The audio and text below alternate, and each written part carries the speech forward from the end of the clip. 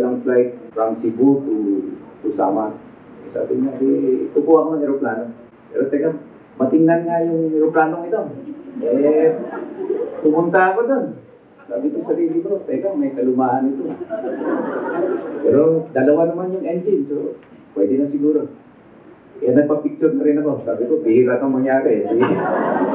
Pa-picture tayo ng isang aeroplano. Kinabukasan, on my way to the airport, the captain called me and told me, "Kung nakakaya sa'yo kaya palit tayo ng aeroplano, magpalit tayo." Diba? Pagdating ko doon, mas maganda, mas bago na konti. Sabi ko, sige, sakay na ako dyan. Nakauwi sa amin at bumalik. August 11, that was a Saturday. After 1 week, Friday morning, nag-breakfast kami ng aking kaibigan. Sabi niya sa akin, "Med, nabitin tayo. Magkita tayo next Tuesday."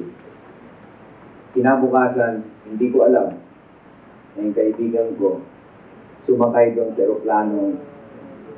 Nakapagpa-picture ako na tingin kong lumang-luma. Ang kaibigan ko yun, walang iba, kundi si Secretary Jesse.